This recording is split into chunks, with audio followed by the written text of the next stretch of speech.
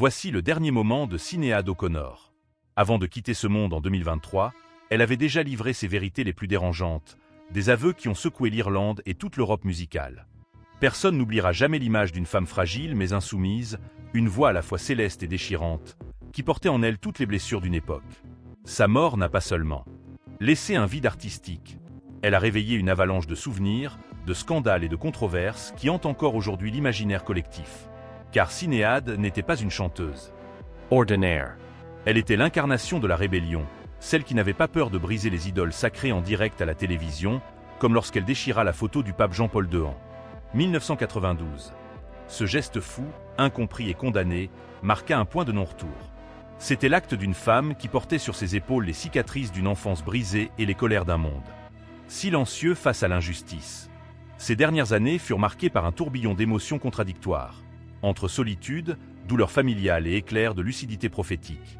Avant sa disparition, elle laissa entendre qu'elle se sentait persécutée, isolée, mais aussi habitée par une mission, dire la vérité, même si cela devait la consumer. Elle écrivait des messages bouleversants, parfois inquiétants, laissant deviner que son combat intérieur n'avait jamais cessé. La tragédie de Sinéad O'Connor, c'est qu'elle a toujours été en avance sur son temps. Elle dénonçait des scandales que personne ne voulait entendre, révélait des vérités que beaucoup préféraient étouffer. Son cri résonnait comme un glas, celui des victimes ignorées, celui des voix réduites au silence. Et au moment où la sienne s'est éteinte, le monde a compris que derrière l'icône se cachait une femme brisée, mais d'une sincérité absolue. Raconter les derniers instants de Sinéad, c'est replonger dans un univers où la musique devient une arme, où chaque note cache une confession, où chaque silence hurle une douleur. C'est ouvrir la porte à une histoire qui ne parle pas seulement d'une chanteuse, mais d'une époque, d'un combat et d'un héritage indestructible. Car au-delà du scandale, Sinéad O'Connor reste une légende, celle qui a osé être vraie. Jusqu'à la fin, Sinéad O'Connor, née en 1966 à Dublin, n'a jamais appartenu au moule classique de la pop européenne. Dès ses débuts, elle semblait venir d'ailleurs, un regard perçant, une tête rasée qui choquait et fascinait à la fois, une voix qui pouvait traverser les murs du silence.